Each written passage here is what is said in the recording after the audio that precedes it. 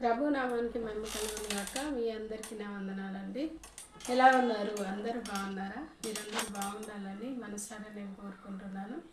మరి ఈరోజు సాయంకాల ధ్యానాంశంగా మరొక రాణి గురించి తెలుసుకుందాం. ఈరోజు మరుగునబడినటువంటి రాణి కానీ మహోన్నతుని కృపను గురించి వివరించింది. ఆ రాణి ఎవరన్నది ఈరోజు చూసుకుందాం. మా యొక్క సమయంలో దానియేలు గ్రంథము 5వ అధ్యాయము మొదటి నుండి కొన్ని వచనాలు చూసుకుందాం. రాజు బెల్షాసరు తన అధిపతుల్లో 1000 మందికి గొప్ప విందు చేయించి ఆ 1000 మందితో కలిసి ద్రాక్షారసం త్రాగుచుండెను. బెల్షాసరు ద్రాక్షారసం త్రాగుచుండగా తానును తన అధిపతులను తన రాణులను తన ఉపపత్నులను వాటిలో ద్రాక్షారసం పోసి త్రాగునట్లు తన తండ్రి నెబుకద్నెజరు యెరూషలేములోని ఆలయంలో నుండి తెచ్చిన వెండి బంగారు పాత్రలను తెమ్మని ఆజ్ఞ ఇచ్చెను. అందుకు వారు యెరూషలేములోని దేవుని నివాసమగు ఆలయంలో నుండి తీసుకున్న సువర్ణోపకరణములను తెచ్చి ఉంచగా రాజును అతని అధిపతులను అతని రాణులను అతని ఉపపత్నులను వాటిలో ద్రాక్షారసం పోసి త్రాగిరి.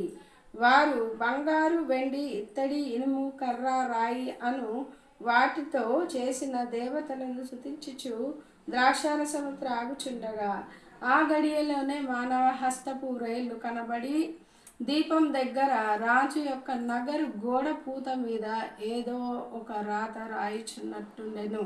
రాజు ఆ హస్తము రాయిట చూడగా అతని ముఖం వికారమైను. అతడు మనసునందు కలవరపడగా అతని నడుము కీలు వదిలి అతని మోకాళ్ళు గడగడా కొట్టుకొనుచుండెను.